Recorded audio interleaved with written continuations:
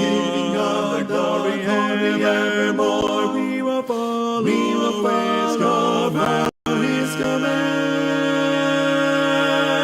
Send the light, the blessed gospel light. Let it shine from shore to shore.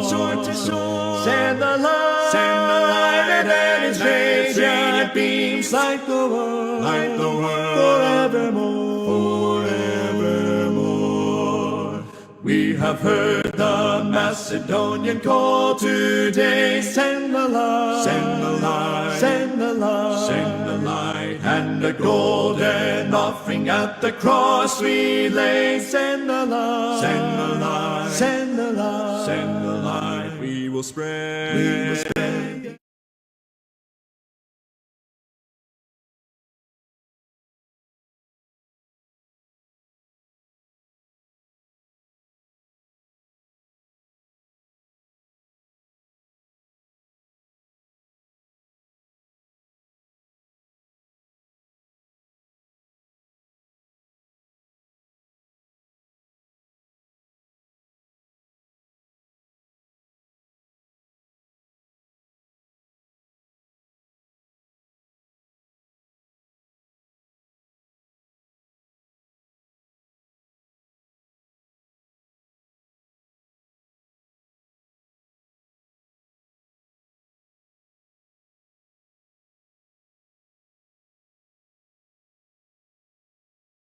Yes, test mic.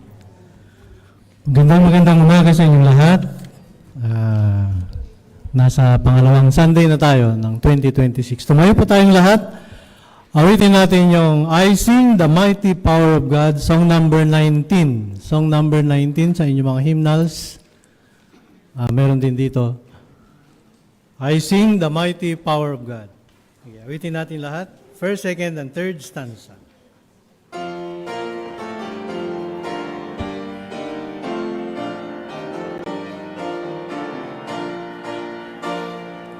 I sing the mighty power of God that made the mountains rise, that spread the flowing seas abroad and build the lofty skies. I sing the wisdom that ordained the sun to rule the day, the sun moon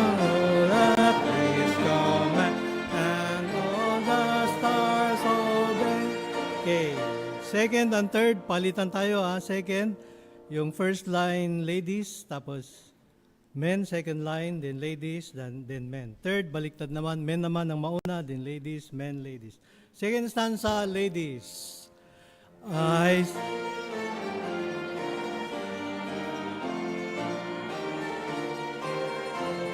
Men, He formed the creatures with His word, and then pronounce them good. Ladies.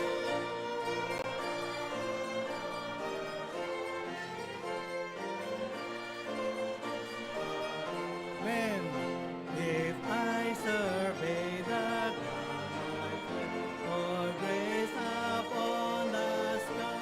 Third, men naman. There's not a plant of flower below, but makes the glorious grow. Ladies.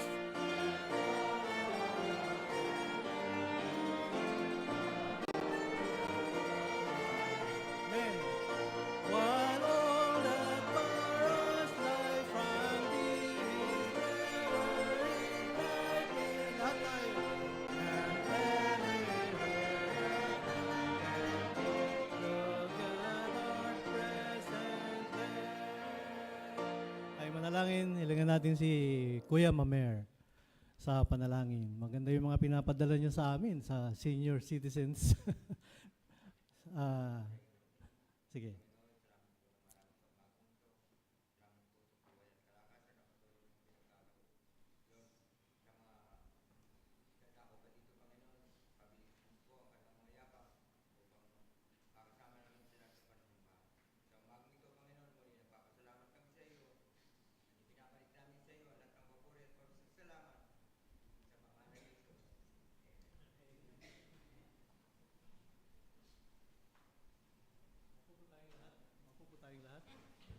Awitin natin yung song number 401. 401. Yan. Guide me, O thou great Jehovah. Intindihin natin yung mga words nito at kunwari meron tayong tour guide. Guide me, O thou great Jehovah. Pupunta tayo sa barren land at pakakainin tayo ng Panginoon. Bread of heaven. Sige, first stanza 401, Guide me, O thou great Jehovah.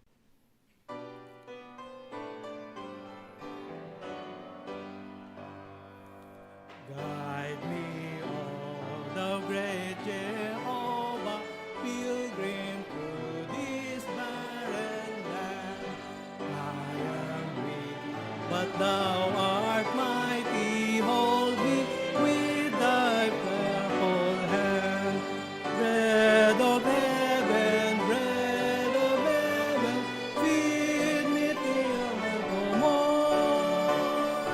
Feed me till I want no more. Second, open now the crystal fountain, whence the healing streams that flow. Let the fire and cloudy pillar lead me o'er a journey through. Strong deliver, be thou still my strength and shield. Be thou still my strength and shield. Okay, let's go to Jordan, third stanza. When I tread the verse of Jordan, bid my anxious fears subside. Death of death and guilt destruction, let me safe on Canaan's side. Songs of praises, I will ever give to thee. I will ever give to thee. Amen. Salita ng Diyos.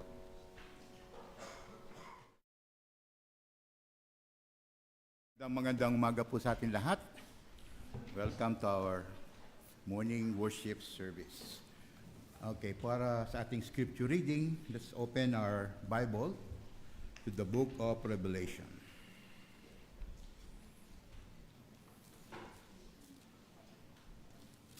And we'll be reading chapter 3, verse 14 to 22. Let's all stand as we give honor to the reading of the word.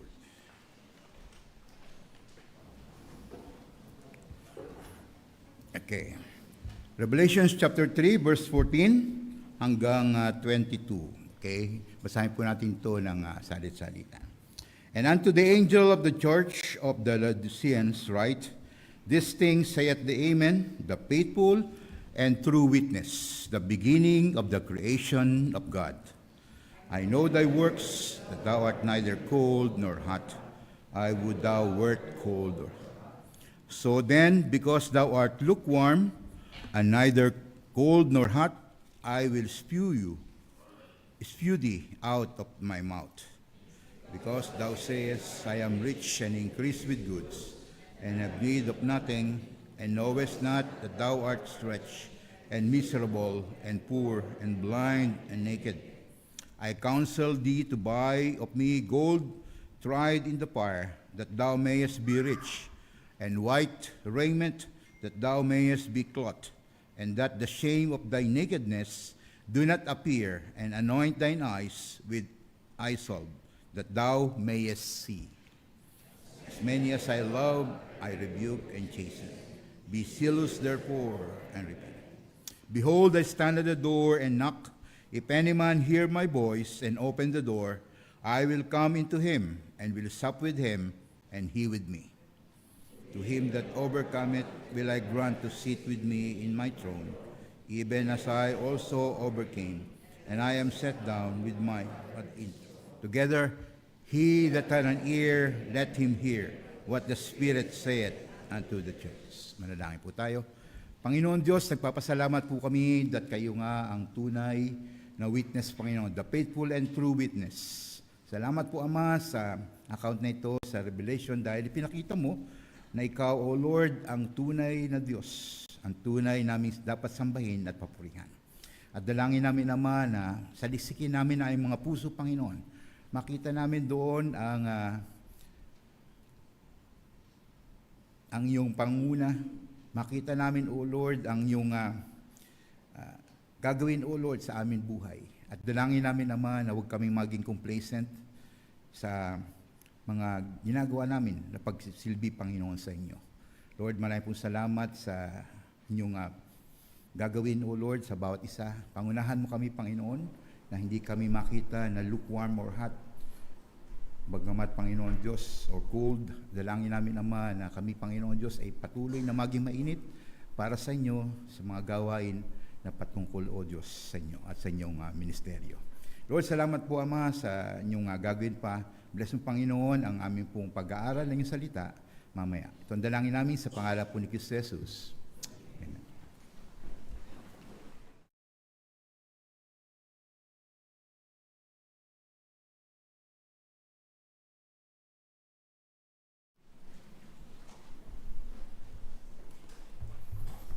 Awitin natin yung Psalm 104. Hindi napakanta ni Kuya Roel to, last time dahil wala doon sa Pero ngayon meron na. We worship you whose splendor dwarfs the cosmos.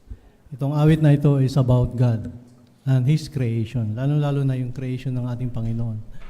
Describe niya dito yung heaven, the seas, saka earth. Saka yung sustenance niya sa bawat sa atin. Awitin natin with the tune of O Zion Haste.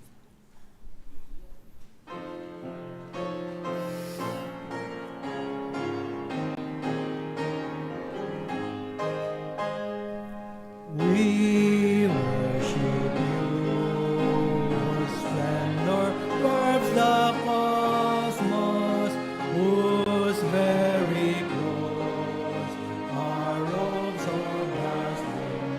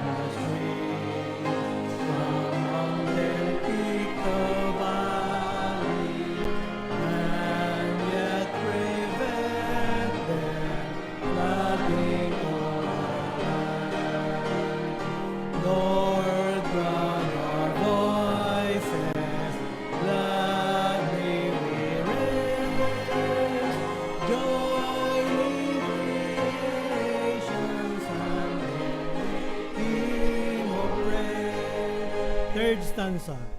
The waters flow, till plain and pasture flourish, the forest dry, whispers may freely rest.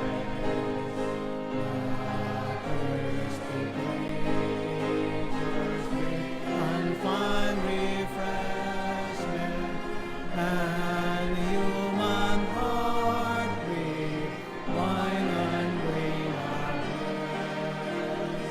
Lord God, our voices gladly we raise, joining creation's unending hymn of praise.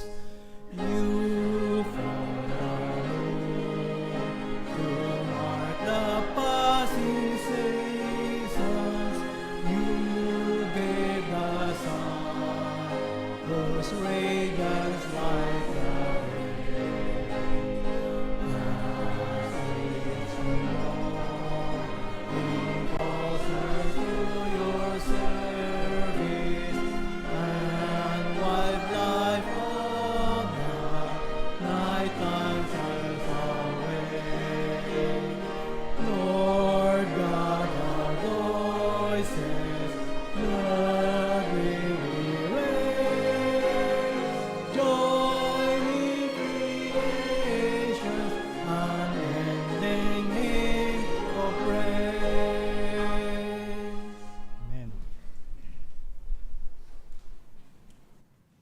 Okay, if you need prayer request forms, nandiyan po yung ating mga ushers.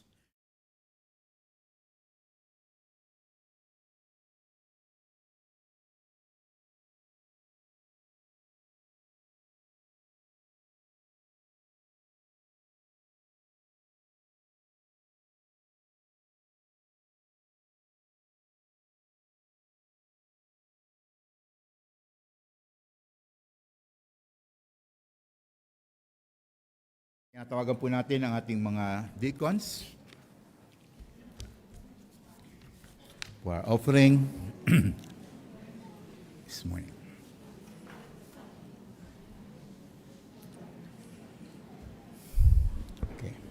Okay, tayo po ay manalangin. Aming Diyos, dakila at makapangyarihan sa lahat. Kami po ay lubos na nagpapasalamat at nagpupuri dahil napakabuti niyo po, Panginoon. Salamat po, Ama, dahil sa blessings na tinatanggap namin sa araw-araw. Alam namin, O Lord, na hindi kami matapat. Kami ay nagkukulang sa iyo. Pero dahil sa inyong awa at pagmamahal, patuloy kayong nagbibigay, Panginoon, sa amin. At tunay nga po, Ama, na kami ay umaasa sa patuloy niyong pangangalaga, pangunguna, pag-iingat sa bawat isa, Panginoon. Salamat, Ama, dahil nandiyan kayo lagi sa aming pong tabi. Ni minsan kami ay hindi niyo iniwan at hindi niyo rin kami pinabayaan. At dalangin namin naman na kayo ang papagitna, kayo ang mangunguna sa amin pong serbisyo sa umagang ito at mamayang gabi. Dalangin namin, Ama, na inyo po kaming turuan. Gabayan niyo po, Panginoon, ang aming pong bawat kilos. Bigyan niyo kami, O Lord, ng iyong pangunawa, encouragement sa aming pong matutunghayan at mapapakinggan. Lord, salamat din, Ama, dahil kayo ang Diyos na buhay, na patuloy naming pinagsisilbihan sa abot po ng aming pong mga kaya. At sa umagang ito, O Lord, amin din pong lalapit sa inyo ang may pangangailangan. Una sa lahat, we pray for the comfort of the Artus and Fernandez family. Lord, kayo po ang magtaguyod sa kanilang. Pangunahan mo sila, Panginoon. At kayo ang magbigay, Panginoon, ng blessing at comfort sa kanila, O Diyos. Lord, dalayan ko rin, Ama, ang iyong patuloy na panguna kay Johan, kay Samuel Lazaro, kay Kapepe, at Patsy Tirad, kay Mang Philip Spirito, kay Brother Saldi and Sister Tess Sabingosa, kay Dr. Leticia Benaluz, kay Mrs. Remedios de la Paz, kay Mrs. Bunyi, Rosalina Bunyi, kay Brother Andrew, kay Ate Cynthia, kay Daisy Ragindin, at din kay Kuya Oji Eugenio. Lord, bigyan po sila, O Lord, ng kagalingan, makarecover, Panginoon, sa kanila pong dinaramdam. At dalayan ko po, Ama, na patuloy niyo rin pong pangunahan si Sister Frances, Panginoon, sa kanya pong pagdadalang tao. Lord, gabayan mo, Panginoon, ang kanyang dinadala. Niyo po siya itong pangunahan at dalangin namin, Ama, na niyo po silang pagpapalain pa.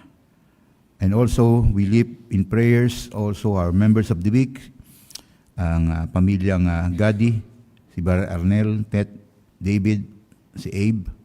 Lord, salamat po sa kanila pong katapatan sa inyo. Kay Sister Karen Gallo, salamat din, Ama, sa inyong panguna sa kanya pong mga ministeryo na ginagawa dito sa inyong iglesia. Kay Sister Aida Ganiban, Lord, niyo rin po silang bigyan, O Lord, ng inyong pagpapala. Kay Mamer at Dolor Garcia, kay Grace, kay Jelly Garcia, Lord, dalangin ko po, Ama, na pamilyang ito ay inyo pong bigyan, O Lord, ng inyong panguna, pagpapala, Panginoon, sa kanila pong katapatan sa inyo. Kay Sister Dailin Gardaya, Lord, salamat po, Ama, dahil kayo ang siyang gumagalaw sa kanya pong panguna, sa kanya, Panginoon Diyos. At din, dalangin namin naman ang patuloy na spiritual growth kay Brother Boy Gile.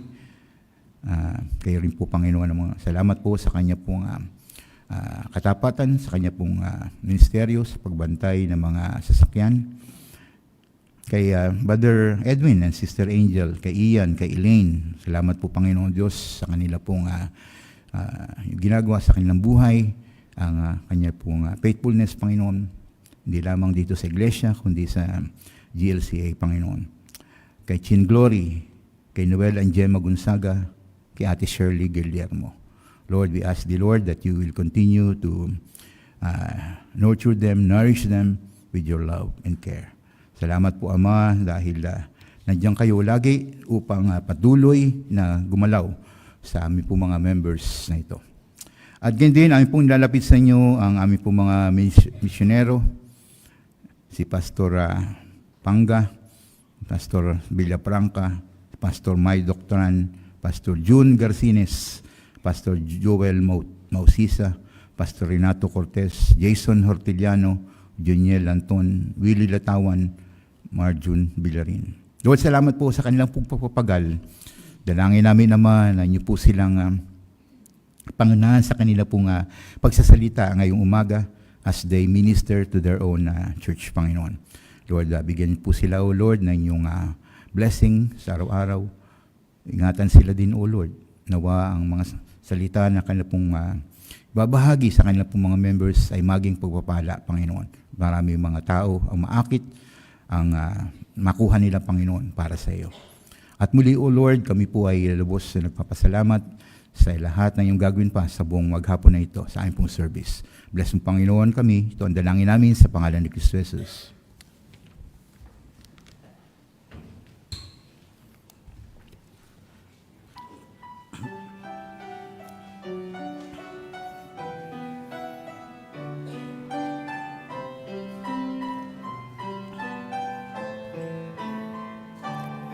When my life work is ended and I cross the swelling tide, when the bright and glorious morning I shall see, I shall know my Redeemer when I reach the other side, and his smile will be the first to welcome me. I shall know him, I shall know him, and redeemed by his side I shall stand. I shall know him, I shall know him, by the print of the nails in his hand.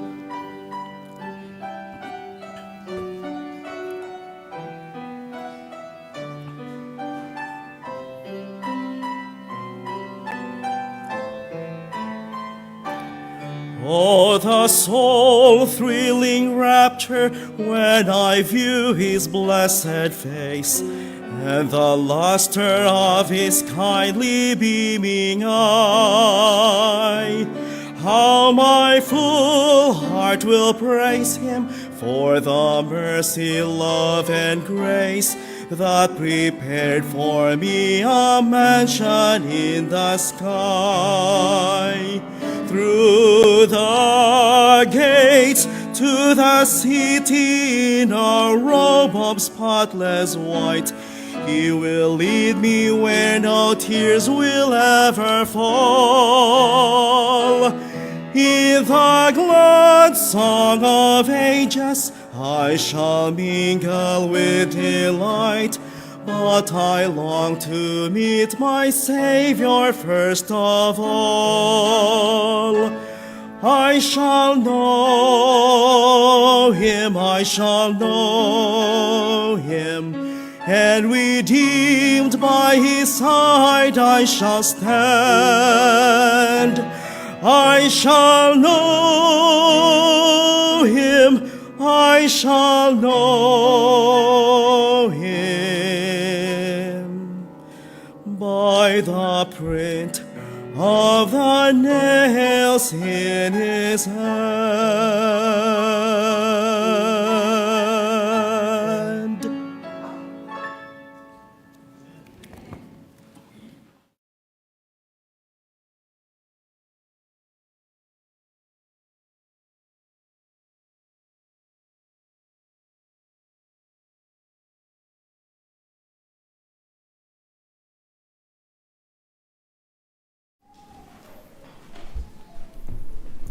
Amen, Kuya James. Parang CD, ano?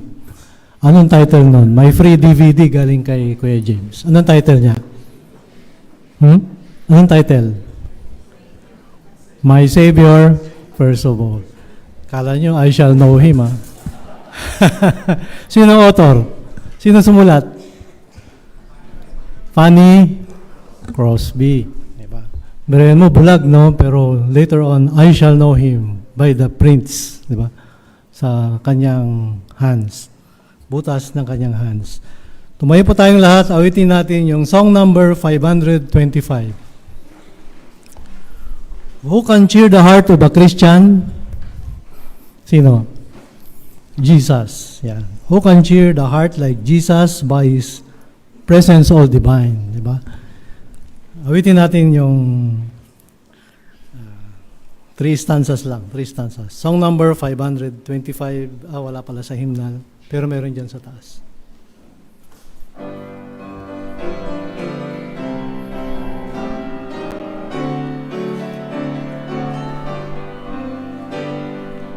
Oh, can cheer the heart like Jesus by His presence all divine. True one tender, pure, precious. Oh, how blessed to call Him mine. All that thrills my soul is Jesus. He is more than life to me.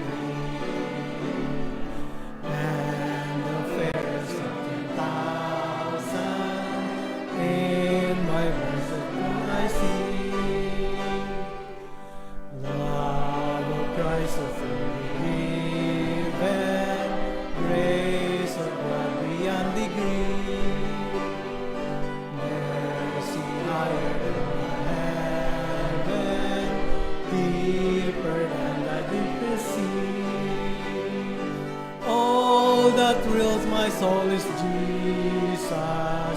He is more than life to me. And the fairest of 10,000 in my blessed Lord I see. Amen. Si Christ lang ang nagpapasaya sa atin, di ba? Hindi yung ating trabaho, hindi yung ating pinagkakaguluhan ngayon, kung hindi ang ating Panginoon. He is more than life to us. Diba? Third stanza. What a wonderful redemption, never can a mortal know. How I sing to the crimson, can be whiter than the snow.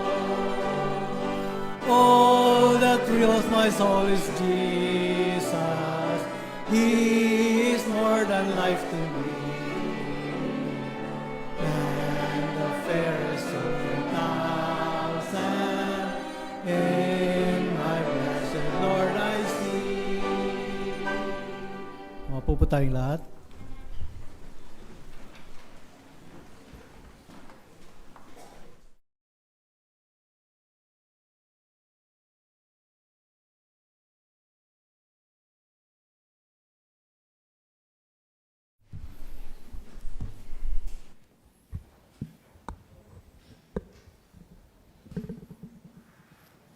Good morning. Since this is my first time to stand here for the year, I would like to greet you all Happy New Year. Thank you. It has been really blessed several Sundays. Kasi po habang ako po ay nasa ibang bansa, pag linggo, dalawang ina-attendan kong services. Yung isa, yung sa church ni Pastor John MacArthur, dun sa Grace Creek Community Church.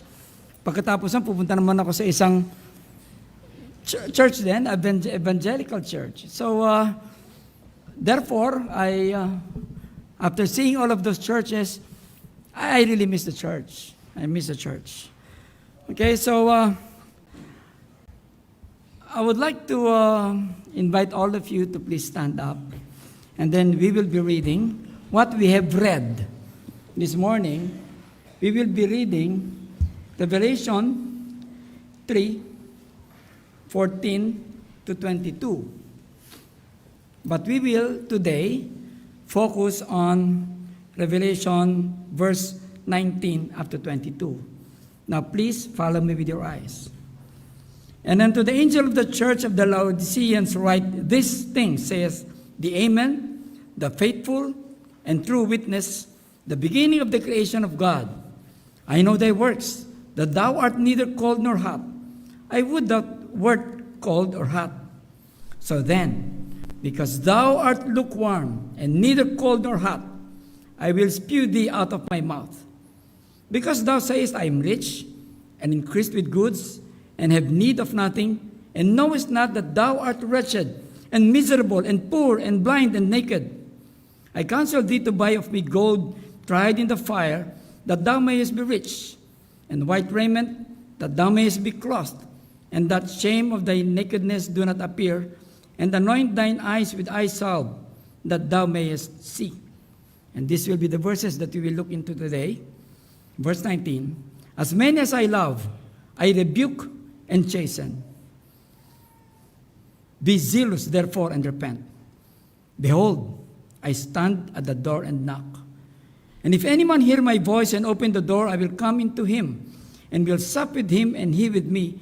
To him that overcometh will I grant to sit with me in my throne, even as I also overcame, and am sat down with my Father in his throne. He that hath an ear, let him hear what the Spirit saith unto the churches. Let's pray. Almighty Father, thou art mighty, thou art holy, thou art powerful, thou art omniscient, omnipotent, and omnipresent. Our God, you are the creator of the heaven and earth, and you also, Lord, is the one determining even the end of this mortal life and into life everlasting. Thank you, Lord Jesus Christ, for you are our Savior, and because of you, because of your sacrifice, we are made children of God. Thank you, Holy Spirit, for you are within us. And I pray, Lord, that thou would fill this place and fill those online places with the Holy Spirit, that we may be able to understand and really put into our lives what we will be learning today. Lord, we thank you for thy bountiful mercies for the year. And we look forward again, Lord, for the bountiful mercies, for the bountiful blessings this year, even if thou would not yet come. Father, we pray that thou would come to us quickly. And Lord, we ask all of this in Jesus Christ's most precious name. Amen. Okay, so the time from the resurrection to the rapture, what do you call that age? It is the church age. In between the resurrection of Christ and the rapture, ang tawag doon, church age. So we are now on the church age. During this church age, we have seen for the past months that there are messages of confirmation, rebuke, encouragements, were all given by the Lord Jesus Christ as time went by. We have seen that born-again Christians made up these churches in history. These born-again Christians, through the centuries, from the first century to this present, makes up the history of the church that we read and study today.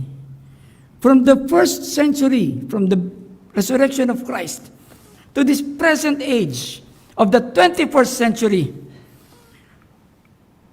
from Ephesus to this present age of the 21st century, Laodicea. Laodicea is the last church of the church age. And today, we study the last message of Jesus Christ to the Laodicean church, the last church of the church age. This is the last church before the rapture. Kung maalala natin, may problema sa church ng Laodicea at nakikita rin natin ito sa present age, sa ating present generation. Ano ba yung naging problema ng Church of Laodicea?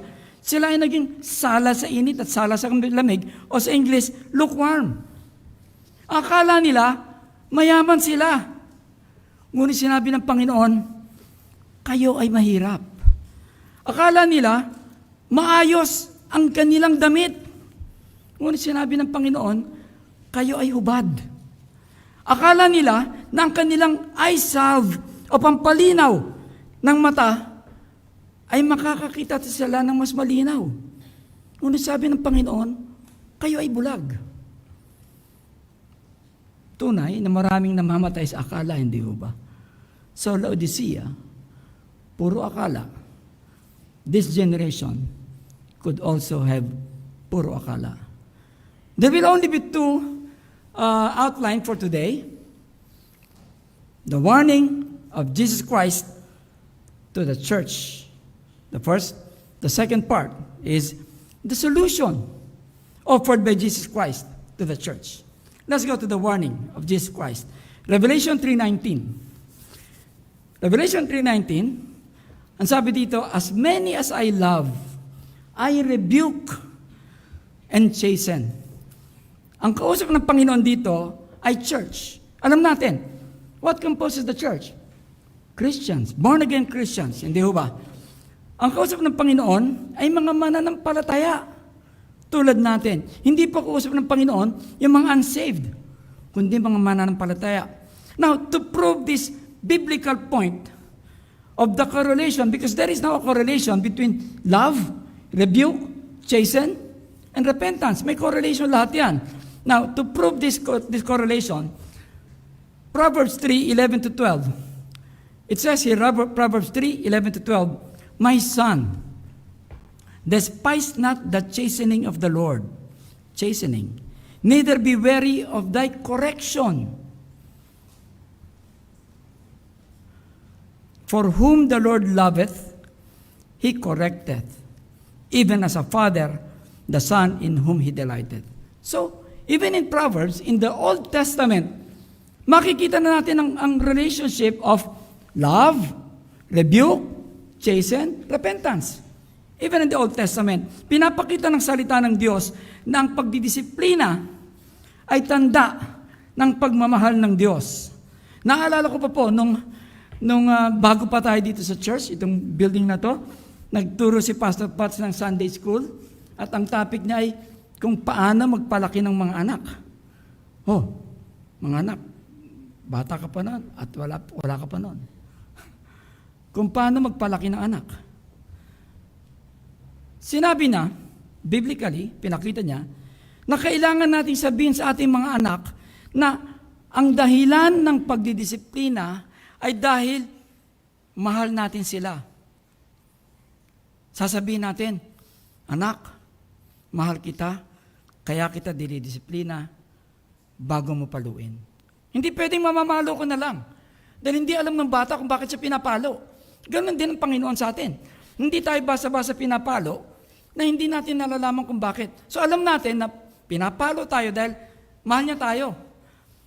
Dahil ayaw ko na, sinasabi daw dapat ng magulang, ayaw ko na lumaki ka na hindi ka marunong sumunod sa rules. Sa katunayan, mga kabataan, madami sa inyo ngayon dito ang bunga ng mga nakinig na magulang noong panahon na nagturo si Pastor Pats. Kaya sa biyaya ng Panginoon, kayo ay hindi na pariwara. Now, this statement of love, correction, chastening, is actually a very complex sentence, okay? For those who are in English, it is a declarative sentence because it states a truth, okay?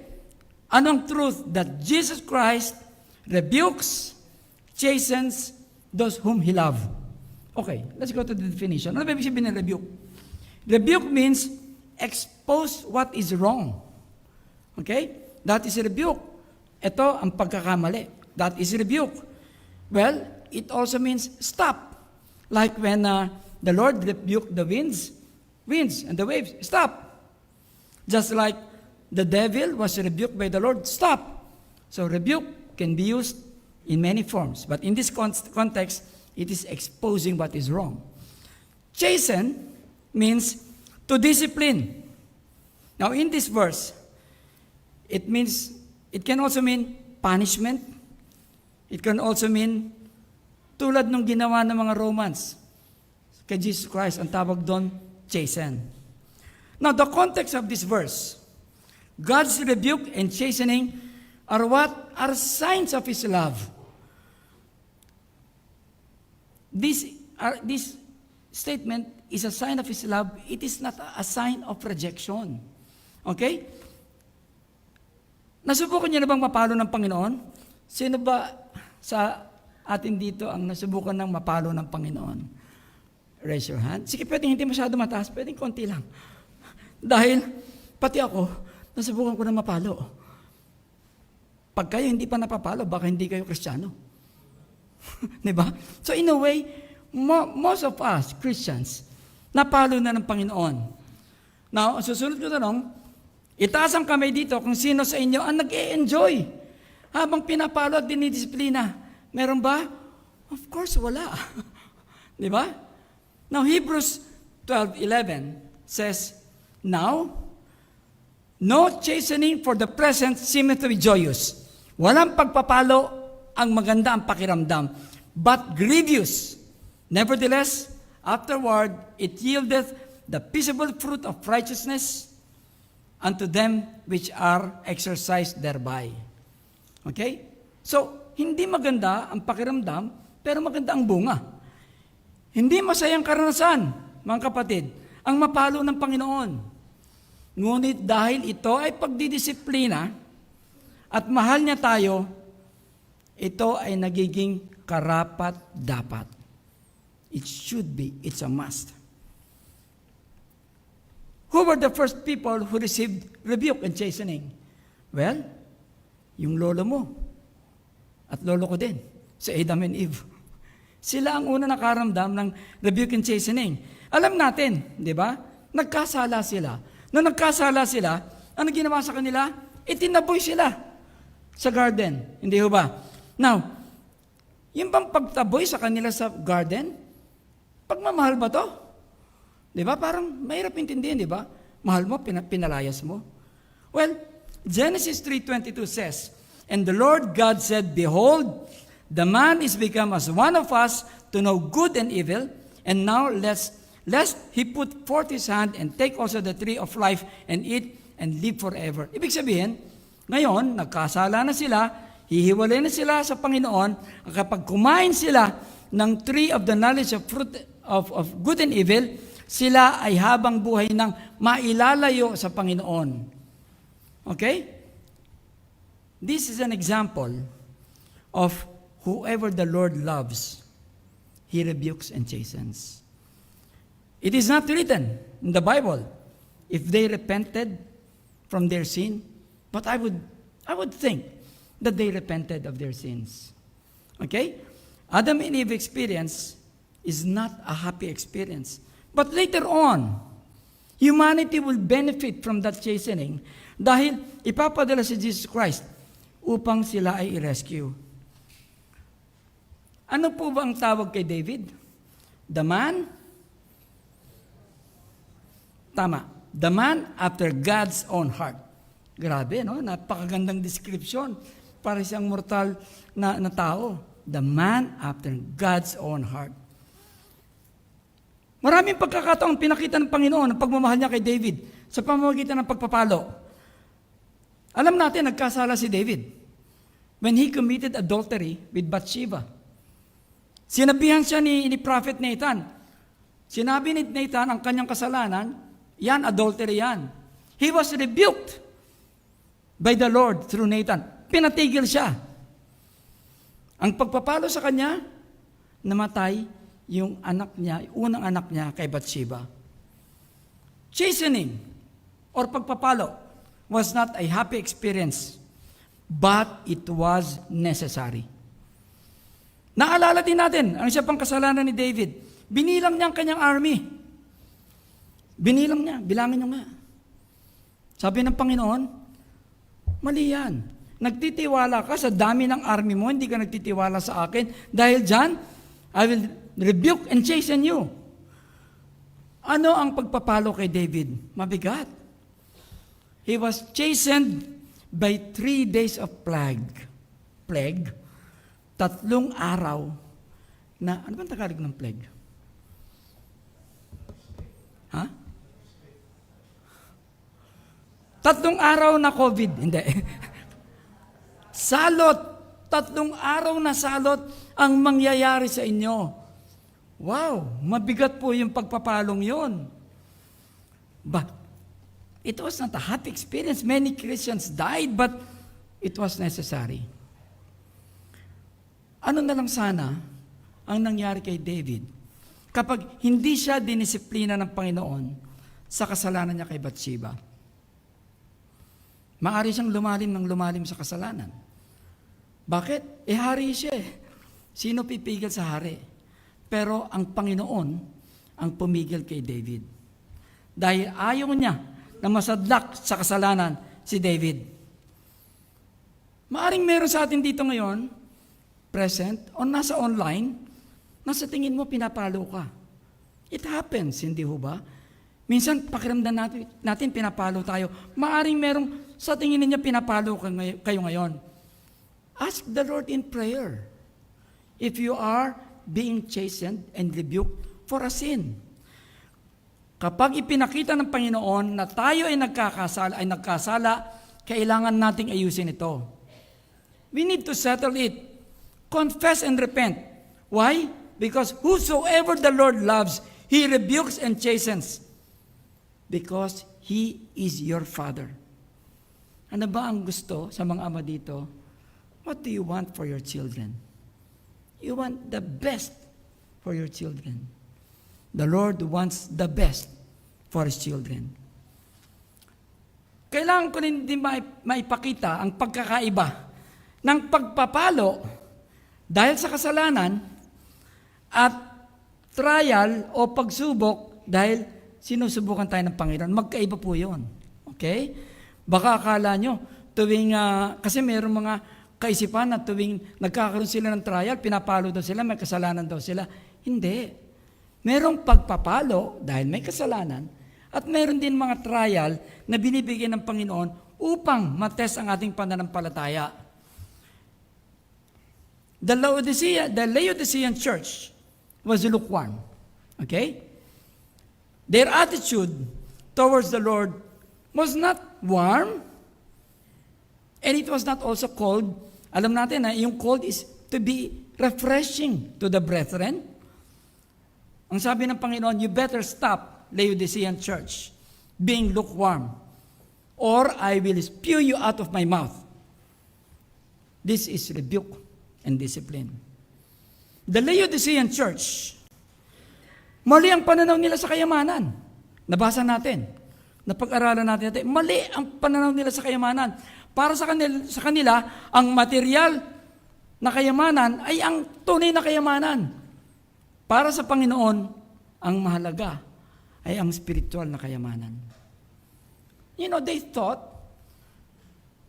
they were properly clothed by their works, but they were actually naked.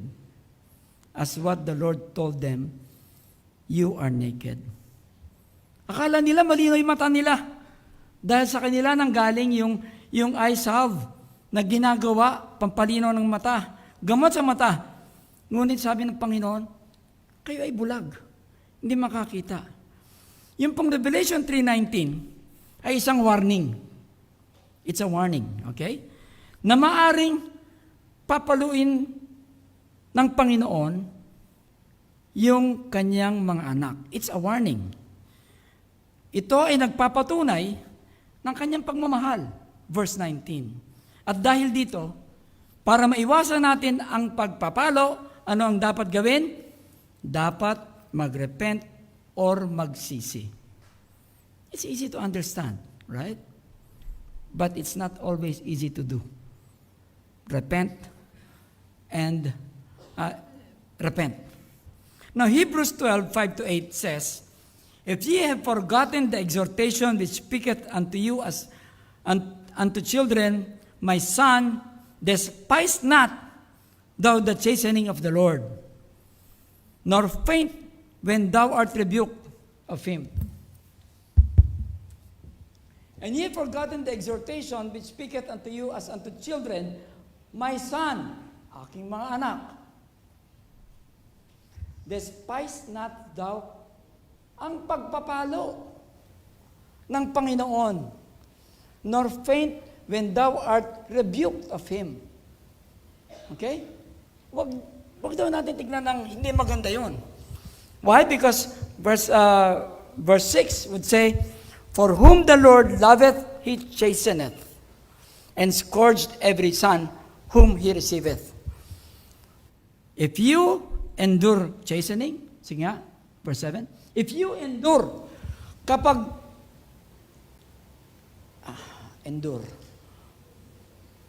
nalusutan ninyo ang pagpapalo, at kinaya ninyo ang pagpapalo, na tulad ng pagpapalo ng tatay sa anak, for what is he, the father chasteneth not? Next slide. But if ye be without, kapag ikaw ay walang pagpapalo, wala kang tatay. Di ba? So ang pinapalo na anak, ibig sabihin may tatay. May tatay ba tayo? Meron, siyempre. We have a Father in heaven. Hindi po sinabi ng Bible kung sila ay eventually pinalo. Hindi sinabi. Bakit? Kasi ongoing pa to eh. Di ba? Ongoing pa. Hindi sinabi kung sila ay pinalo. Ngunit ang verse 19 ay isang pagpapaalala sa Laodicean Church. Ngayon, tulad ng Laodicean Church, tayo din. Pinapaalalahan ng Panginoon na dahil sa kanyang pagmamahal, maari niya tayong disiplinahin at paluin. Let's go to the second point. Ang bilis, ano? So dahil mabilis, pwede ako uminom.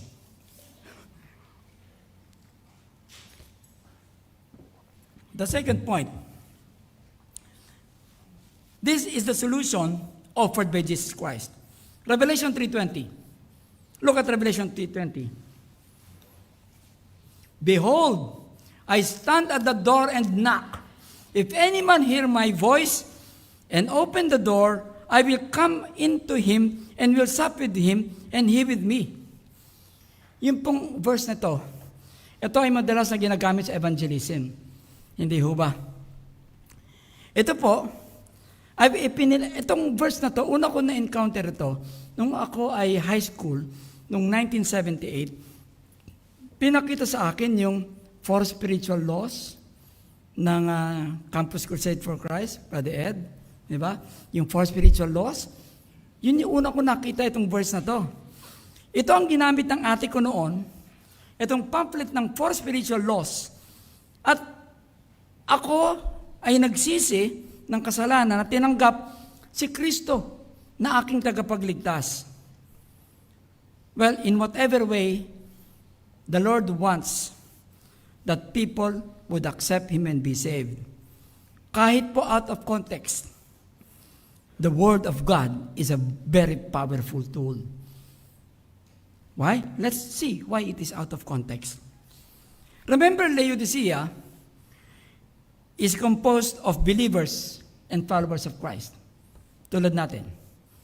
What we can see from that verse is, not all believers can hear. Diba? If anyone hear my voice, may kumakatok siya, not all believers can hear. We can also see that not all believers listen to the Lord.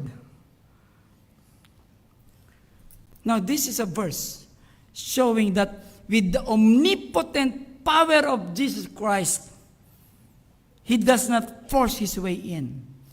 Hindi siya manghihimasok.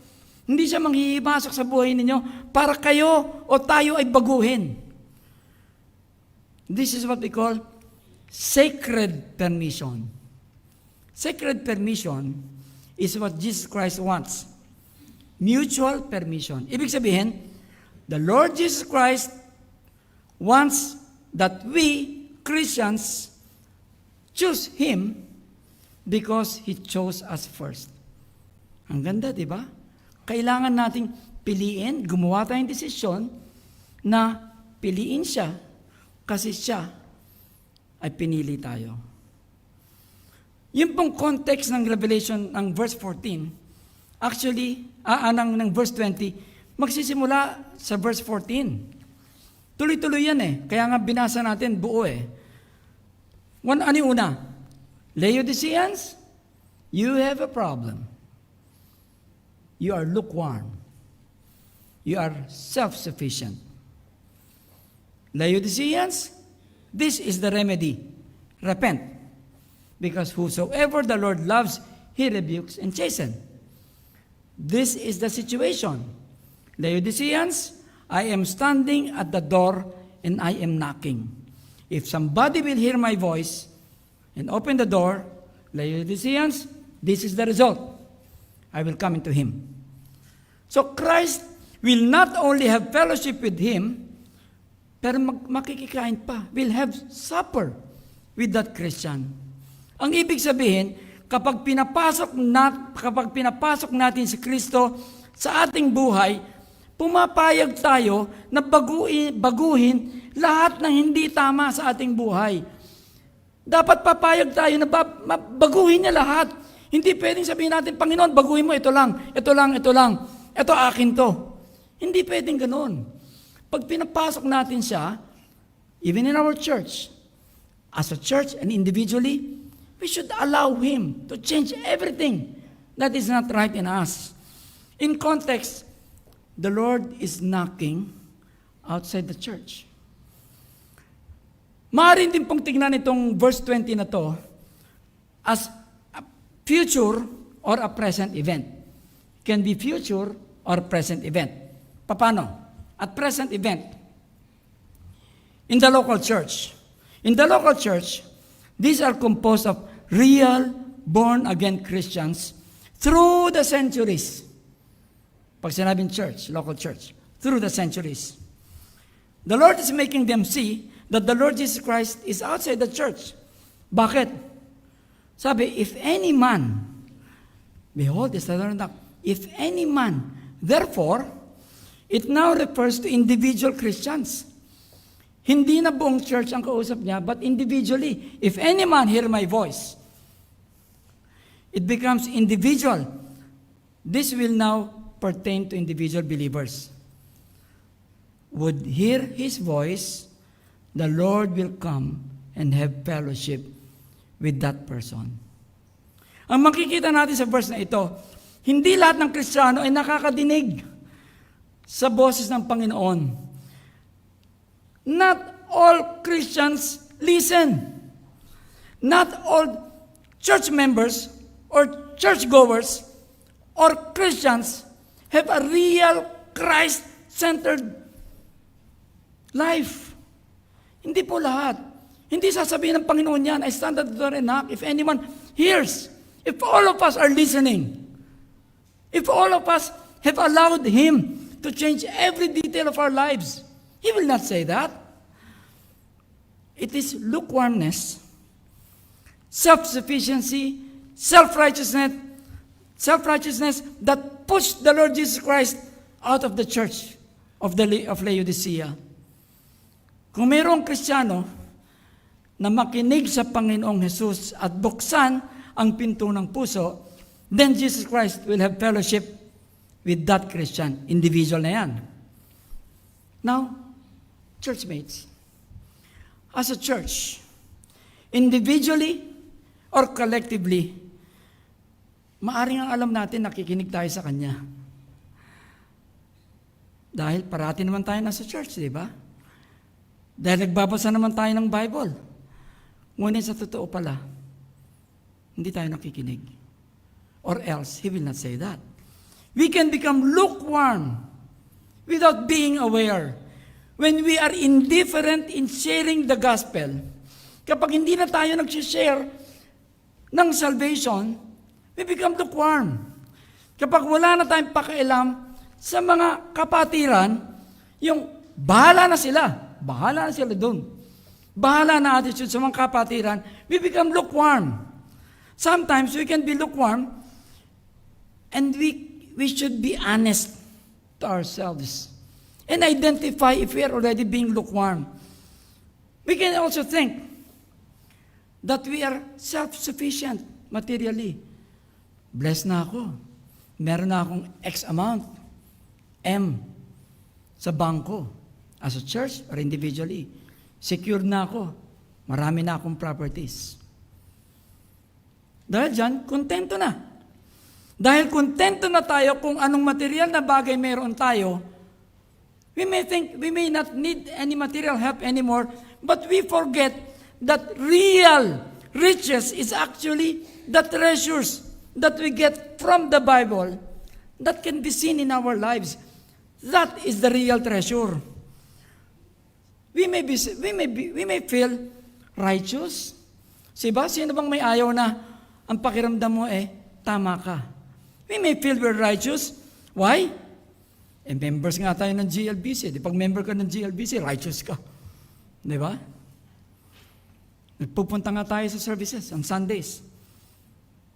Not just one, but twice. Nagpupunta tayo ng prayer meeting.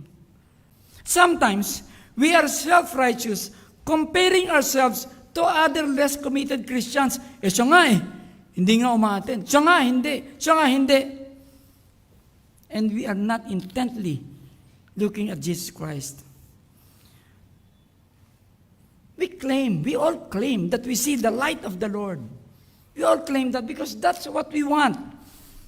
But we do not see the real meaning of Christ-centered life. Sometimes we just read the Bible, sometimes just going through the motions. Minsan ganun din ako, lalo pag nagmamadali, babasahin lang natin.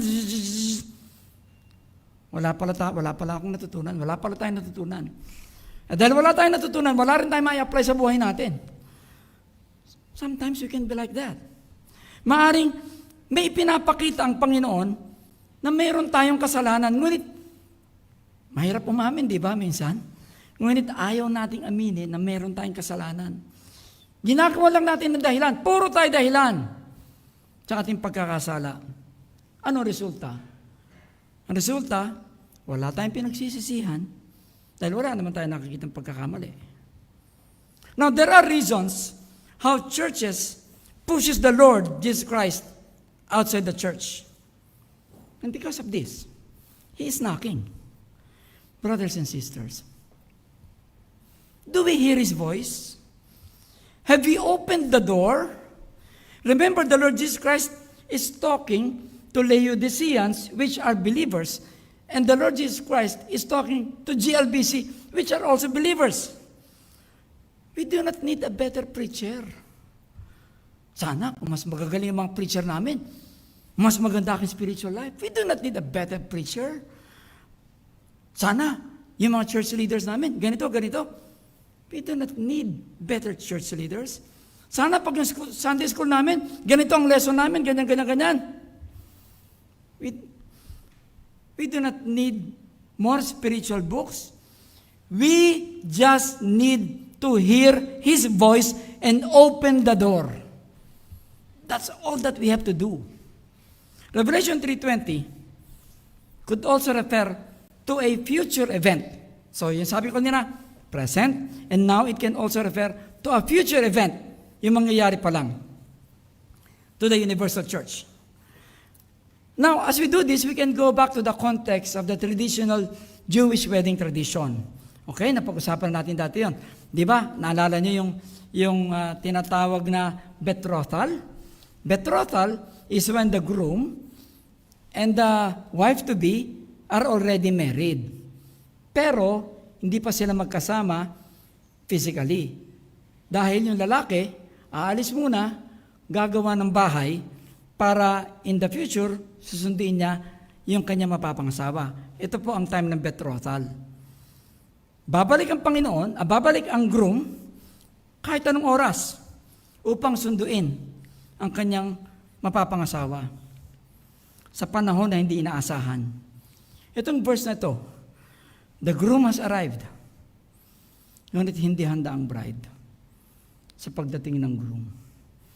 She is not expectantly waiting for the groom. That's why she cannot hear the voice and she cannot hear the knocking. but the groom keeps on knocking.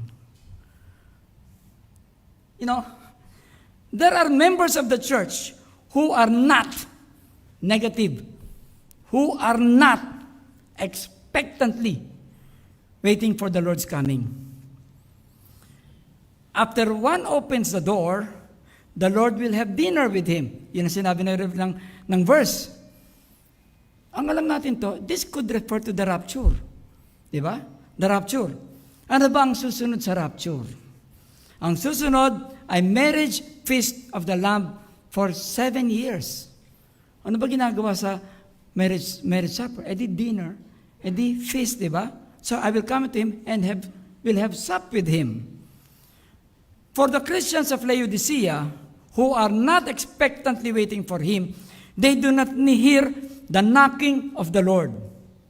Now, my church mates, are you expectantly waiting for the coming of the Lord? Well, kapag hindi natin alam yung mangyayari pagkatapos ng rapture, dahil hindi naman natin ini-investigate, hindi naman natin pinag-aaralan, chances are, you are not expectantly waiting for the Lord's return. Honestly, nakita ko ang ganda ng pagbabalik ng Panginoon doon nagsimula ako mag-aral ng Revelation. Now, if you are young and apparently preparing for life, ito na, bata pa ako, magsisimula na ang buhay. You may not be expectantly waiting for the Lord. I do not blame you. Ganyan din ako nun. But if you study the Revelation deeply, you will realize that the best is yet to come. It's not the thing that you're waiting for. It's what the Lord has prepared. The best is yet to come. Kung meron sa atin dito na hindi ka pa nakakasigurado kung ikaw ay pupunta sa langit o sa impyerno kapag ikaw ay binawian ng buhay ngayon, chances are, takot ka sa rapture. Dahil ikaw dapat ang matakot sa rapture. You should be afraid of the rapture. Yung pong rapture, ito yung anytime that could happen, anytime it could happen, kahit ngayon, bago bumaba, na biglang mawawala lahat ng Kristiyano. Hindi invento yan. Sabi ng Bible yan. You should be the one to be afraid. Why? Because there will be 7 years of tribulation. Well, yung unang 3.5 years, kaibigan, kapag hindi ka pa mananampalataya, maaaring mag-enjoy ka. Diba? For 3.5 years, maaaring mag-enjoy ka. Dahil maaari mo nang gawin yung gusto mong gawin. By that time, wala na yung Holy Spirit. Therefore, wala na yung salitang sin. Smorgasbord. Sin all you can. Wala na magsasabing bawal yan. There will be worldly freedom because there will be no more label of sin. Do what you want. But, on the next 3.5 years, will be the great tribulation. Nagugustuhin mo pa, sabi sa Bible, nabagsakan ka ng malaking bato upang ikaw ay mamatay na para hindi ka lamang dumaan sa great tribulation. At pagkatapos nun, ang pinaka-ending, kaibigan, itatapon ka sa dagat-dagatang apoy. Napakabait ng Panginoon. You still have time. Repent and accept Jesus Christ as your Savior and Lord.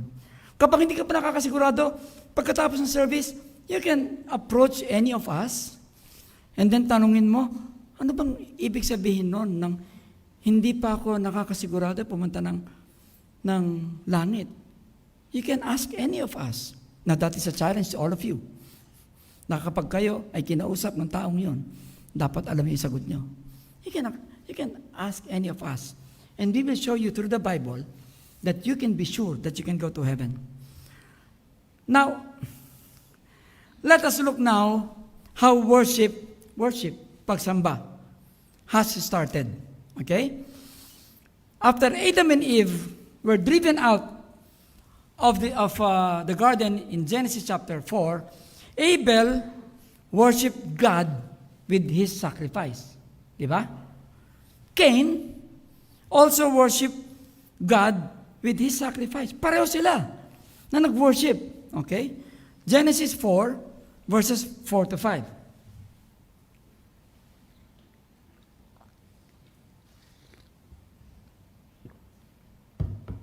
Genesis 4. And Abel, he also brought of the firstling of his flock and of the fat thereof. And the Lord had respect unto Abel and to his offering. Verse 5. But unto Cain and to his offering, he had not respect. Okay? And Cain was very wroth, and his countenance fell. The Lord accepted the worship of Abel, but he did not accept the worship of Cain. You know what? The Lord gave Cain a chance and even gave him the instruction on how the Lord will accept his worship. Go to the next verse. Genesis 4, 6 to 7. And the Lord said unto Cain, Why art thou wroth? Bakit ka nagagalit? Why is thy countenance fallen? Bakit ka pangit? Hindi. Countenance fallen, hindi naman bakit ka pangit, pero bakit ka malungkot? Okay? Verse 7. If thou doest well, shalt thou not be accepted?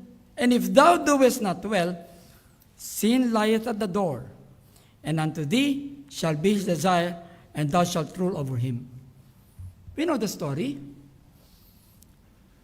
Cain did not listen to the warning of the Lord, and then he killed Abel. Diba? Now, from this story, we can see that there are two kinds of worship. Okay? Acceptable worship by Abel, and unacceptable worship by Cain. Okay? Acceptable worship is God's way of worship, and it is Bible prescribed. Okay? Non-acceptable worship introduced by Cain is man's way of worship and not strictly Bible prescribed. Laodicea might have a non-acceptable worship. I'm not sure. But with this statement, Laodicea might not have the acceptable worship, but the non-acceptable worship. But what we know is, God, just like Cain, is giving Laodicea a chance. Now, there are many churches in the world today that worship the Lord. So many, and I'm very happy with it. Many churches in the world worship God as prescribed by Him.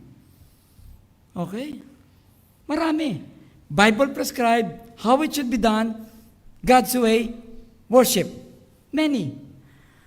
But sad to say that there are also many churches in the world that worship the Lord prescribed by man. Strategy ng tao. Okay? Hindi na prescribed ng Panginoon, kundi yung kanilang strategy na.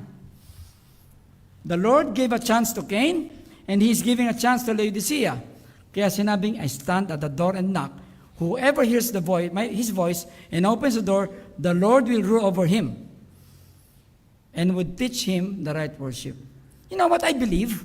I believe that there are many real born-again Christians in the churches, even if they have a non-acceptable form of worship. I believe that. Na kahit doon sa mga hindi tama, meron doon talaga mga honest to goodness, born-again Christians, but they are just on the wrong place.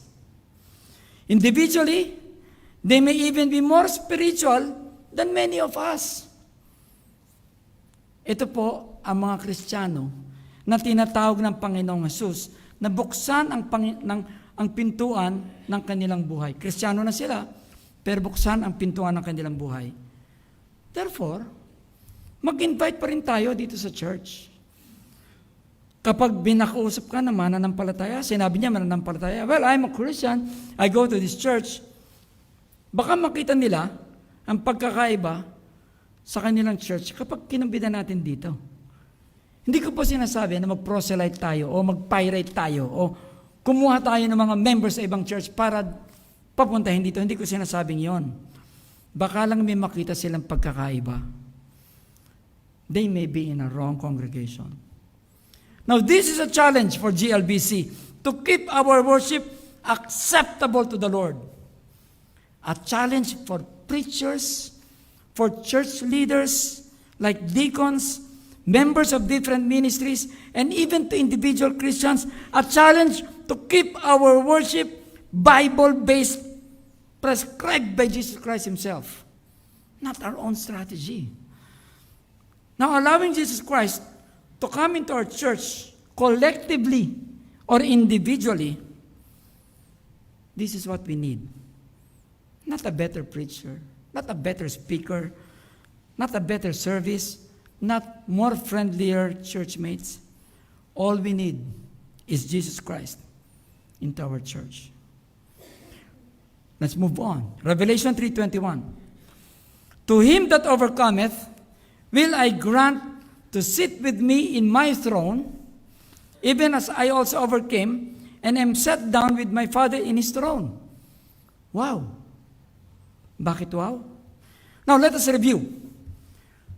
Let us review the promises of the overcomers. Ibig sabihin, those who are faithful and who are nadaanan nila lahat ng mapagsubok at naging faithful pa rin. Tingnan natin kung ano naging promise sa kanila. Sa Ephesus, wala na dyan. Parang tanggalin natin yung verse na yan. Sa Ephesus, Revelation 2:7, you may not go there, but the Lord promised, I give to eat of the tree of life, which is in the midst of the paradise. Yan ang pangako ng Panginoon sa Ephesian church. You will have to eat in the tree of life. The tree of life is the everlasting life. In other words, not to be separated with the Lord anymore. In Smyrna, what was His promise to the overcomers? Sabi, shall not be hurt by the second death. Wow. What is the second death? The second death is after our physical death. The second death is eternal separation from God and to be thrown into the lake of fire. This is an assurance of not going to hell. What was the promise to Pergamum? Revelation 2:17. Will I give to eat of the hidden manna, and will give him a white stone, and in the white stone a new name written, which no man knoweth, saving he that receiveth it. What does this mean? He promised the Pergamum overcomers heavenly citizenship. It's not U.S. citizenship that we need. It's heavenly citizenship. What was the Lord's promise to Thyatira? Revelation 2:26. I will give power over the nations. Wow. Authority to rule with Christ in the millennial reign of Christ. Yun ang pinangako sa mga overcomers sa Thyatira. What was the Lord's promise to the overcomers of Sardis? Revelation 3:5. Shall be clothed in white raiment, and I will not blot out his name out of the book of life, but I will confess his name before my Father and before his angels. Purity in the heavenly place. Security and insurance of heavenly citizenship. What was the promise of the Lord to Philadelphia? Will I make a pillar in the temple of my God, and he shall go no more out, and I will write upon him the name of my God, and the name of the city of my God, which is New Jerusalem, which cometh down out of heaven from my God, and I will write upon him my new name. The promise to the Philadelphian overcomers is a new birth certificate, indicating that God is our Father. Hindi ka nakukuha sa national statistics na Filipino citizen ka. Because the promise is new birth certificate. And there will be a new name given by God. Anong name? Hindi ko alam. Kayo nila makakalam nun, Panginoon, pag nangyari na yon. And permanent residency in the city of God. Now, in Laodicea, what is Jesus Christ's promise? You listen. Will I grant to sit with me in my throne, as I also overcame and am set down with my Father in His throne. Kasama daw natin, katabi raw natin ang Panginoong Jesus Christ sa Kanyang trono. What else do you want? Not to become an overcomer. Finally, brothers and sisters, if we overcome, if we remain faithful, if we live a Christ-centered life, we will be partaking from the fruit of the tree of life. We are assured that we will not have second death. We will have heavenly citizenship. We will rule with Jesus Christ in His millennial reign. We will put on the white linen of Jesus Christ's glory. We will have a new birth certificate because God will be written as our Father. We will have a new name, and we will be permanent residents of the city of God. And just promise to the Laodicean church and to GLBC, if we overcome, we will sit with Jesus Christ in His throne. To God be the glory. This is the last message of Jesus Christ to the church of Laodicea. This is the message of Jesus Christ to GLBC. Let's pray. Almighty Father, we thank you so much, Lord, for thy goodness. We thank you, Father, for we saw clearly from thy word what is in store for us. Thank you, Father, for your Holy Spirit has been our guide, that we can see what will happen if we just make things right today. Father, I pray that thou would challenge each and every one of us, that we will allow you, Lord Jesus Christ, to rule over us in our lives completely, giving you everything to honor you. Father, we are expectantly waiting for thy return, Lord Jesus Christ, because we know that the best is yet to come. And we pray, Lord, na yung pang hindi pa nakakilala, hindi pa tinatanggap na si Jesus Christ ang kanyang magiging Panginoon, pinapanalangin namin na ngayong araw na to, ang taong ito ay gumawa ng desisyon upang tanggapin ang inyong anak na si Jesus Christ na nag-offer ng everlasting life. Father, we pray that thou would keep us the challenge. Keep this burning in our hearts, Lord. We ask all of this in Jesus Christ's name. Amen.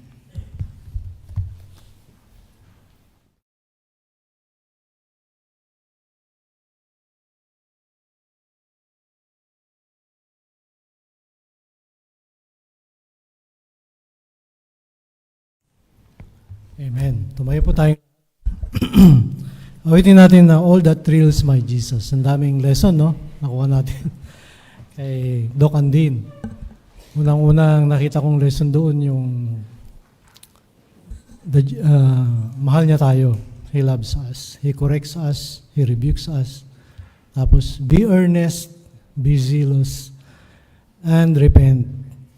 At kailangan natin ng fellowship. Diba?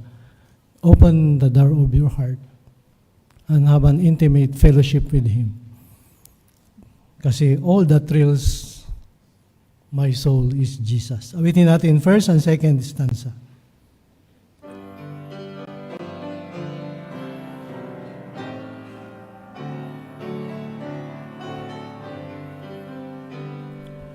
Oh, can't cheer my heart like Jesus, by His presence all divine, true and tender, pure and precious.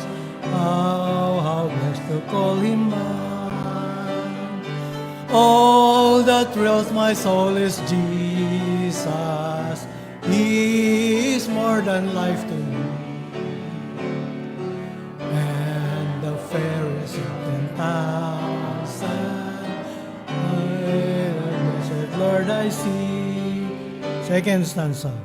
Love of Christ so fully given, grace of God beyond degree, mercy higher than heaven, deeper than the deepest sea. All that thrills my soul is Jesus. He is more than life to me. And the fairness of 1,000 in my blessed Lord I see.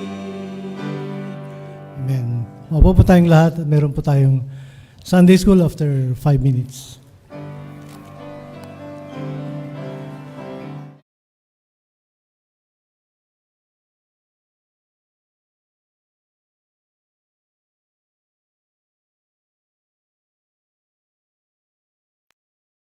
There's a call comes ringing o'er the restless waves. Send the light, send the light, send the light, send the light. There are souls to rescue, there are souls to save. Send the light, send the light, send the light, send the light. We will spread the everlasting light with the willing heart in hand, giving God the glory evermore. We will follow His command.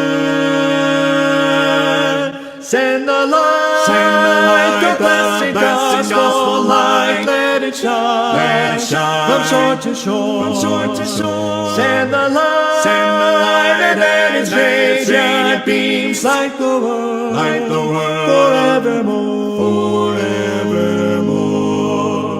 We have heard the Macedonian call today. Send the light, send the light, send the light, send the light, and the golden offering at the cross we lay. Send the light, send the light, send the light, send the light. We will spread the everlasting light with the willing heart in hand, giving God the glory evermore. We will follow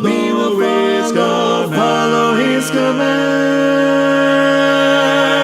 Send the light, the blessed gospel light, let it shine, from shore to shore, Send the light, and let its radiant beams light the world, forevermore.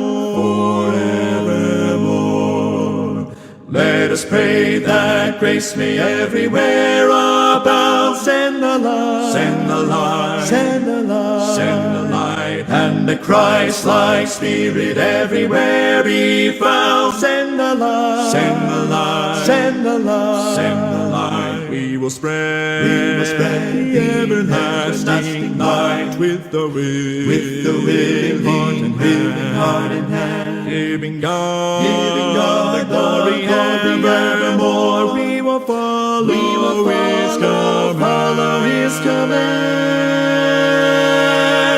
Send the light, the blessed gospel light, let it shine, from shore to shore, Send the light, and let its radiant beams light the world, forevermore.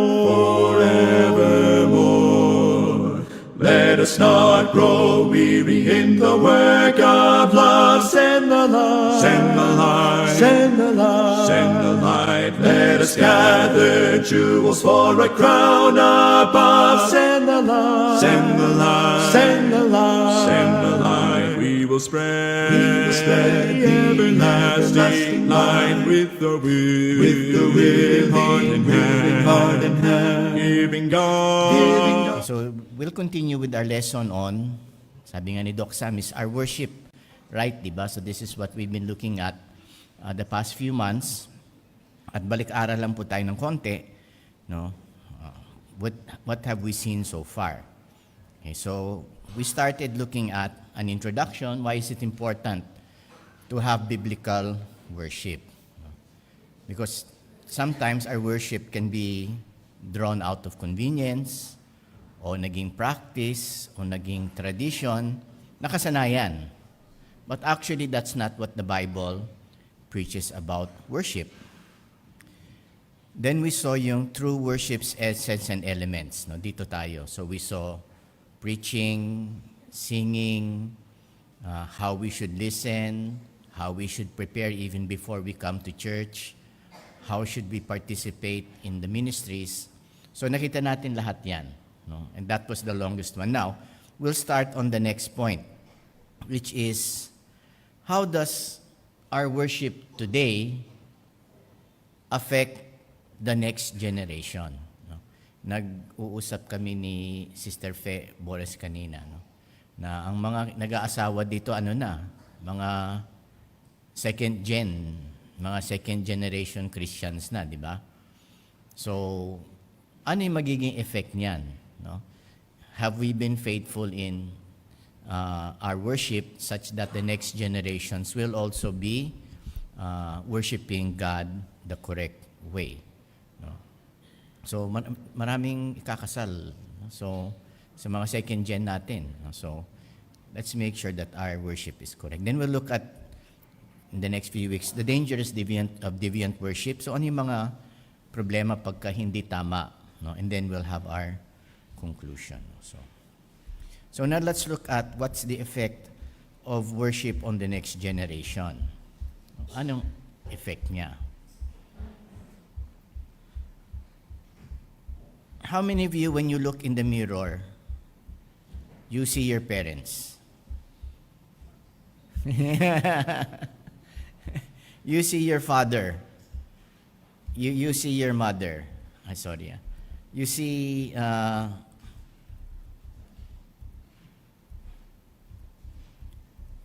you see the past. Ilan sa inyong ganon? Ako lang. No, we went to yung anniversary ni Hans tsaka ni Eunice Van der Thorn.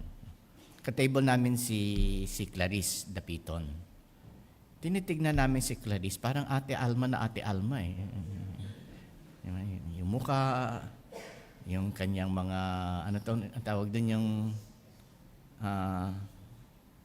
yung how, ang tawag doon? Gestures. Yung mga gestures niya, parang Ate Alma na Ate Alma, hindi ko iegay, no, Ate Alma na. Tama ba ako iegay? Pati yung boses ni Clarice parang si Ate Alma. No? So, di ba ganon? But hindi daw si Kuya Egay.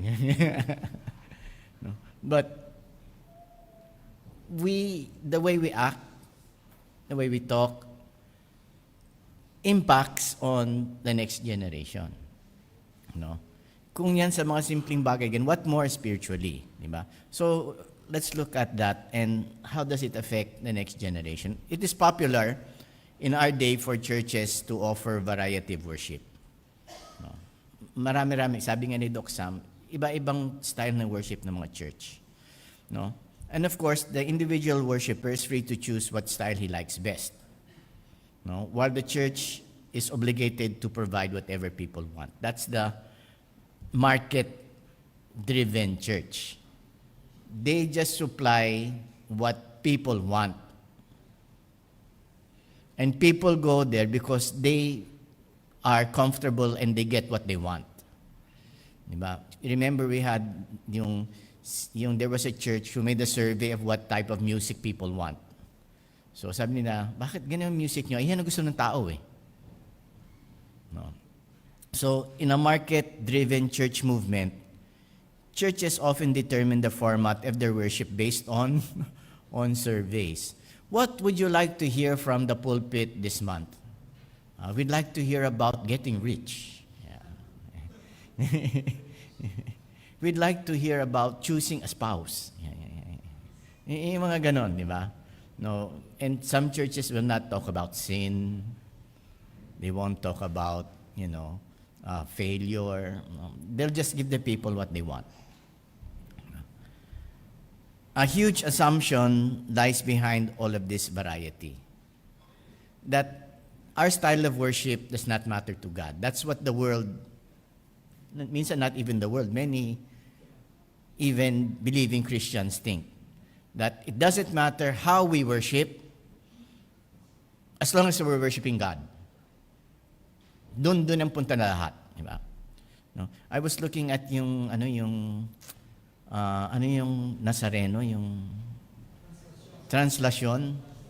Yung grabe mga tao, makipagpatayan, di ba? Yung nagsasampahan sila sa malikod nilang gano'n. Yung, sabi ko, wow. May 4 na matay yata eh. 4 died. No? Then, tinanong yung police. Sabi ng police, it was very peaceful and there was no untoward incidents. Sabi ng reporter, are you sure? So, the style does matter to God. The thinking seems to be that as long as people are pleased, God is happy also. Yan ang iniisip. Basta yung tao natuwa na dun sa preaching, natuwa dun sa style of worship, happy sila, happy na rin ang Panginoon. No? It's possible that He is not as excited about people-oriented worship as we are. That's not the worship that God is looking for. No? So the question is there any subjective standard of right and wrong in worship style? Yes, there is. There is. Of course, the only way to know it is to think and study what the Word of God says about worship. And let's go to lang this one point here. God punishes wrong worship. What's Exodus 20? Without opening your Bibles. What's in Exodus 20? The 10 Commandments. Diba? Malinaw, no? The book of Genesis portrays various people who engaged in different types of worship. Diba? Even before. Diba? Andyan si Noah. Andyan si Abraham. Andyan si Isaac. No? Even before na ibigay yung 10 Commandments, diba? They were already worshiping God. And, tama-tama yung preach ni Doc Sam. Diba? Then, Cain and Abel. As early as that, may nang worship na, di ba? Na tama at mali. No? Si Cain, sabi ng Panginoon, your worship was not acceptable. No? Sabi niya kay Abel was more righteous. Diba? So, doon pa lang, meron ng tamang maling paraan ng pagsasamba sa Panginoon. No? And God declares His disdain for wrong worship. The first 2 commandments, yan ang titignan natin, then we'll end, directly relate to worship. No? What's the first commandment? What's the first commandment? You shall have no other gods before me. The second is, you shall not worship any image crafted by my man. Basically, yun ang sinasabi. No? The first both commandments seem, if you look at it, parang pareho lang ang prohibition, di ba? No? You'll have no other God before me, and you will not fall to worship between any carven image. But magkaiba po talaga sila. So let's look at that, and look at it in the context of correct worship. Okay. Exodus 20 verse 3. Thou shalt have no other gods before me. We will only worship the one true God.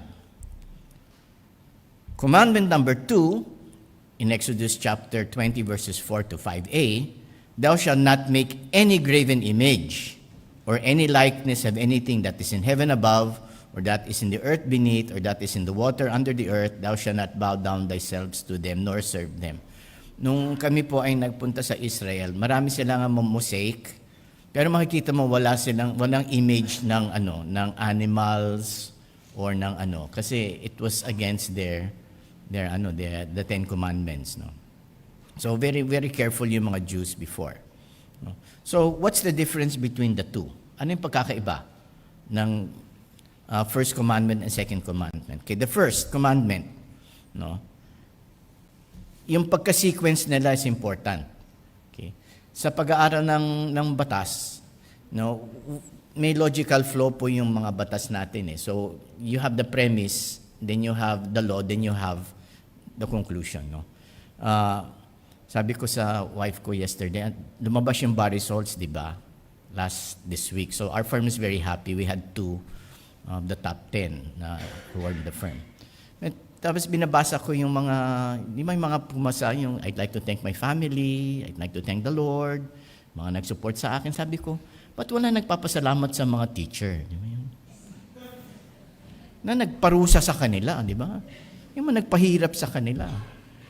I think I got maybe 3 or 4 personal messages. Out of the hundreds na tinuturuan, I think I got 4 na nagpasalamat, di ba? So, huwag natin kalimutan yung ating mga teachers, di ba? Na, no, pag binasa nyo, walang nagbabanggit na ano, kasi traumatic masyado yung law school, I guess, kaya. So, yung sequencing, ganun din ang pag-aaral ng batas. So, the first prohibits the worship of all false gods. So, yan ang una, kaya yan ang inuna ng Panginoon eh. No? The worshiper, we are to remove all false gods. So, kung hindi siya Diyos, hindi dapat sinasamba. No? The Hindus, they worship what? Yung baka. Kaya yung mga baka, pag-alagala lang dun. No? Kahit di nila pwedeng sagasaan, di nila pwedeng, ano. Kasi ang Diyos nila ay ang bull, di ba? Si Brahma. No? And then, there's another, di ba ang daming Diyos-Diyosan ng iba? Yung pati yung daga, di ba? May mouse na sinasamba nila yung daga. No? So, we are to take out any false god. Second, okay, the second commandment follows the first. So, let's say, okay, you're worshiping the true God, but you're using an image to worship Him. Mali din. Di ba? Now, remember, when the Jews, no, di ba, nag-ano sila, lumabas ng Egypt, umakyat sa bundok si Moses at saka si Joshua. Ang tagal. Anong ginawa ng mga Hudyo? They donated their gold. They made the golden calf. Gumawa sila ba ng ibang Diyos? Was it a different God na wino-worship nila? Hindi. It was still Jehovah. Sabi nga ni okay, after this we will make a feast for Jehovah. They were worshiping Jehovah, but they put Him in the context of a image. Ginawa nilang bull kasi sa kanila, the bull was the sign of strength, prosperity. Yan ang image na na-conjure nila. But they were still worshiping Jehovah. Pero sabi ng Panginoon, no. You do not even use images even when the intention is to represent the one true God. So, we'll end there, but in worshiping, first, take away any false gods. Now, what can be a false god sa atin? Career. Can family be a false god? Yes. Can money be a false god? Surely. Can worldly success be a false god? Yes. Sabi ng Panginoon, alisin niyo lahat yan. No? And worship me. Now, you're worshiping me. Don't use any images, no, that sasambahin mo, even if you are worshiping me. No? So, hindi natin po sinasambang pastor. Dapat pinapanalangin natin siya. Diba? No? Anong sabi ni Paul, no, at ni Apollos? Diba nag-preach sila? Lumuhod yung mga tao, mga Diyos na nalaglag sa langit. Huwag niyo kami sambahin. We are men just like you. So, wag natin tignan yung tao. Tingnan natin ang Panginoon. Okay, so I'll turn over to Brother Roger for the merit class General Assembly po natin. Thank you. There's a call comes ringing o'er the restless waves, send the love.